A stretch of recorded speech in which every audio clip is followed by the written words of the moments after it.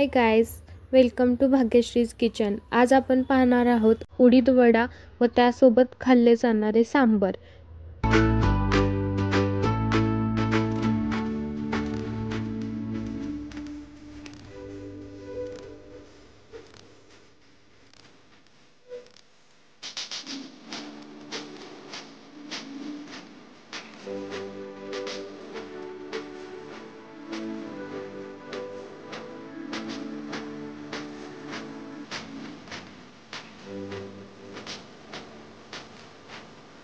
मग सुरू करूया आपल्या रेसिपीला।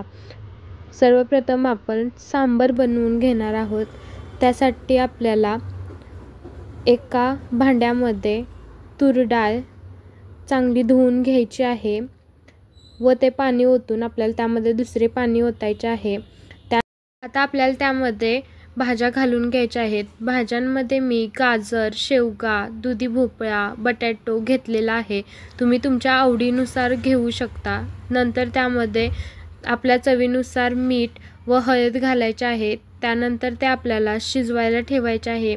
ते शिजत आहे तोपर्यंत आपण बाकीची तयारी करून घेऊ। सर्वप्रथम आपण कांदा कापून घेणार आहोत। मी एक छोटा कांदा यूज केलेला आहे। तुम्ही तुमच्या आवश्यकतेनुसार कांदा घेऊ शकता। नंतर टोमॅटो, मिरची, कोथिंबीर। आता आपण सुके मसाले पाहू। जिरे, मोहरी, लाल तिखट, सांबर मसाला, धने पावडर, हिंग, लसूण। तुमच्याकडे जर सांबर मसाला अवेलेबल नसेल तर तुम्ही मॅगी मसालाही वापरू शकता। आता आपली डाळ चांगल्या प्रकारे शिजलेली आहे, बघू शकता। चांगली डाळ मॅच झालेली आहे। आपण आता फोडणीची तयारी करू। त्यासाठी आपल्याला सर्वप्रथम पातेल्यामध्ये तेल घ्यायचे आहे। त्यामध्ये आपल्याला जिरे, मोहरी, मिरची, कांदा हे सर्व घालून चांगले परतायचे आहे। कांदा 1 मिनिट भाजल्यानंतर त्यामध्ये आपल्याला चिमूटभर हिंग घालायचे आहे। हिंग घालून आपल्याला कांदा लालसर होईपर्यंत परतायचा आहे। बघू शकता कसा कलर आला आहे लालसर। आता त्यामध्ये आपल्याला लाल तिखट, धने पावडर, सांबर मसाला घालून चांगले मिक्स करायचे आहे। चांगले त्याला तेल सुटल्यानंतर आपल्याला त्यामध्ये टोमॅटो घालायचा आहे। टोमॅटो चांगला परतून आता त्यामध्ये आपल्याला कोथिंबीर घालायची आहे, बघू शकता। आता थोडंसं मीठ आपल्याला त्यामध्ये घालायचं आहे।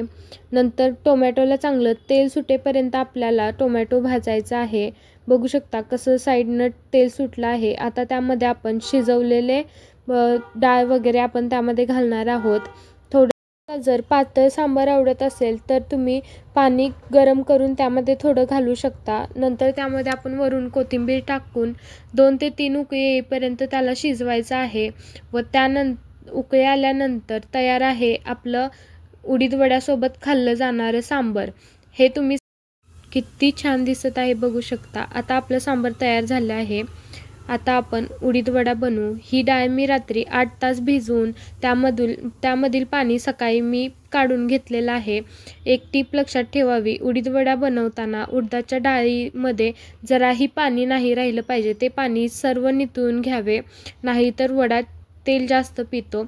आता त्या डाळीमध्ये आपल्याला मिरची, आल्याचा 1 तुकडा, कढीपत्ता, आपल्या चवीनुसार मीठ घालायचं आहे व ते जास्त बारीकही नाही व जास्त मोठेही नाही असे आपल्याला आता ते बारीक करून घ्यायचे आहे।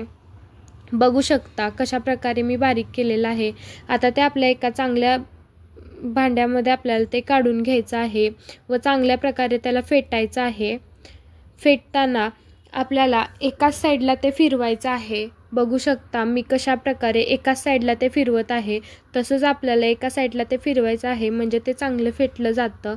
चांगलं फेटल्यानंतर आपले उडीद वडा चांगले होतात, जास्त तेलही पित नाहीत व क्रिस्पी होतात। बघू शकता मी कशा प्रकारे ते फेटत आहे। अशा नवीन रेसिपी बघण्यासाठी भाग्यश्रीज किचनला सबस्क्राईब करायला विसरू नका। आता हे चांगलं फेटले गेलं आहे। ते चांगलं फेटलं आहे का हे चेक करण्यासाठी आपल्याला एका बाउलमध्ये पाणी घ्यायचे आहे व त्यामध्ये ते थोडंसं पीठ टाकायचं आहे. दाखवल्याप्रमाणे ते जर वरती तरंगत असेल तर आपले पीठ तयार झाले आहे. आता तुम्हाला मी वडा कसा बनवायचा हे दाखवते. आपल्याला कधीही उडीद वडा बनवताना सर्वप्रथम आपल्या हाताला पाणी लावून घ्यायचे आहे, म्हणजे ते पीठ आपल्या हाताला चिटकत नाही. नंतर ते आपल्याला दोन्ही हातांमध्ये गोळा घेऊन मधून बोटाने त्याला गोल पाडायचा आहे. बघू शकता मी कशी करत आहे. हळूहळू त्याला मध्ये गोल पाडून ते अलगद आपल्याला तेलात सोडायचं आहे. मी अजून एक तुम्हाला इथं वडा करून दाखवत आहे. बघू शकता मी कशा प्रकारे करत आहे. एका बोटाच्या साहाय्याने आपल्याला त्यामध्ये होल पाडायचा आहे व ते अलगद आपल्याला तेलामध्ये सोडायचं आहे. बघू शकता किती छान झाले आहेत आपले वडे. कसा अलगदपणे सोडायचा वडा तुम्ही बघू शकता. आता हे आपल्याला स्लो गॅसवरती तळून घ्यायचं आहे.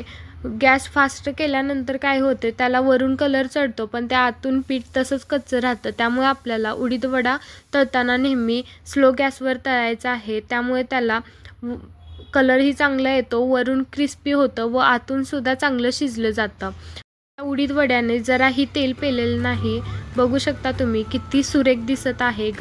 तुम्ही एकदा नक्की ट्राय करा. लहान मुले सुद्धा खूप आवडीने खातात व लहान मुलांसाठीही पौष्टिकही आहे. व अशाच नवीन नवीन रेसिपीजसाठी भाग्यश्रीज किचनला सबस्क्राईब करायला विसरू नका.